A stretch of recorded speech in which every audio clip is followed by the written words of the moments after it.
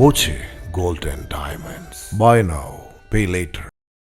ഷൊർണൂരിൽ train യാത്രക്കാർക്ക് നൽകാനുള്ള ഭക്ഷണ സാധനങ്ങൾ എത്തിക്കുന്നത് ഇപ്പോഴും പുറമേ നിന്ന്. ബിരിയാണിയും വടയും ഉൾപ്പെടെയുള്ള ലഘുഭക്ഷണവും ചായയും എല്ലാം എത്തിക്കുന്നത് സ്റ്റേഷന് പുറമേ നിന്നാണെന്നതിന്റെ ദൃശ്യങ്ങൾ .വ്യൂ ന്യൂസിന് ലഭിച്ചു. മുൻപ് കരിയോയിൽ കളറുള്ള എണ്ണയിൽ ലഘുഭക്ഷണം തയ്യാറാക്കി നൽകുന്നതും വടയിൽ തവളയെ കിട്ടിയതുമെല്ലാം വിവാദമായിരുന്നു.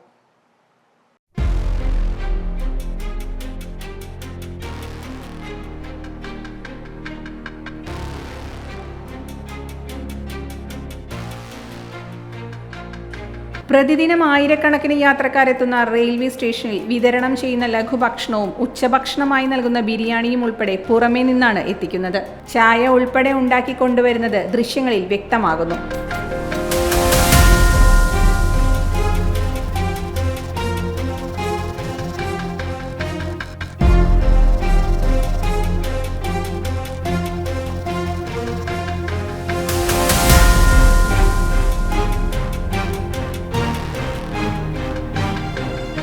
പുറമേ നിന്നെത്തിക്കുന്ന ലഘുഭക്ഷണം തയ്യാറാക്കുന്ന സ്ഥലം നഗരസഭാ ആരോഗ്യ വിഭാഗം പരിശോധന നടത്തിയപ്പോൾ കരിയോയിൽ കളറുള്ള എണ്ണയിലാണെന്ന് കണ്ടെത്തിയിരുന്നു. ഇവരോട് അടച്ചുപൂട്ടാൻ നിർദ്ദേശവും നൽകിയാണ് ആരോഗ്യ വിഭാഗം മടങ്ങിയത്. നഗരസഭയുടെ ലൈസൻസ് പോലും ഇല്ലാതെയായിരുന്നു അന്ന് ഈ സ്ഥാപനം പ്രവർത്തിച്ചിരുന്നത്. തീർത്തും വൃത്തിഹീനമായ സാഹചര്യത്തിലാണ് പാചകം ചെയ്യുന്നതെന്നും കണ്ടെത്തി. ഇതോടൊപ്പം ഉച്ചഭക്ഷണമായി നൽകിയിരുന്ന ബിരിയാണി ഉണ്ടാക്കിയിരുന്ന സ്ഥലവും ആരോഗ്യ വിഭാഗം പരിശോധന നടത്തിയപ്പോൾ സമാന കാഴ്ചകളാണ് കണ്ടെത്തിയത്. ഈ രണ്ട് സ്ഥാപനങ്ങളും അടച്ചുപൂട്ടാൻ നിർദ്ദേശവും നൽകിയിരുന്നു. യാത്രക്കാർക്ക് നൽകിയ വടയിൽ നിന്നും തവളയെ കണ്ടെത്തിയതോടെയായിരുന്നു അന്നത്തെ പരിശോധന. പിന്നീട് റെയിൽവേ സ്റ്റേഷനകത്ത് അടുക്കള ഉൾപ്പെടെയുള്ള ഹോട്ടൽ ആരംഭിക്കുകയും ചെയ്തു. ഇവിടെ നിന്നുള്ളത് പരിശോധനകൾക്ക് ശേഷം വിൽപ്പന നടത്തണമെന്നാണ് റെയിൽവേയുടെ നിർദ്ദേശം.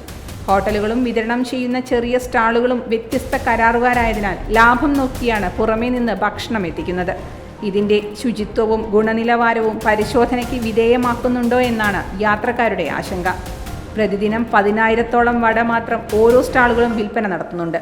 ഇതെല്ലാം എത്തുന്നത് ഭക്ഷ്യസുരക്ഷാ വകുപ്പിന്റെയോ ആരോഗ്യ വിഭാഗത്തിന്റെയോ പരിശോധനകൾക്ക് ശേഷമാണോ എന്നതും ആശങ്കയ്ക്ക് ഇടയാക്കുന്നുണ്ട്.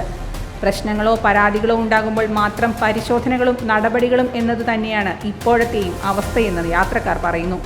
റെയിൽവേ ആരോഗ്യ വിഭാഗവും നഗരസഭ ആരോഗ്യ വിഭാഗവും ഇക്കാര്യത്തിൽ പരിശോധനകൾ നടത്തുന്നുണ്ടെന്ന് അറിയിച്ചു.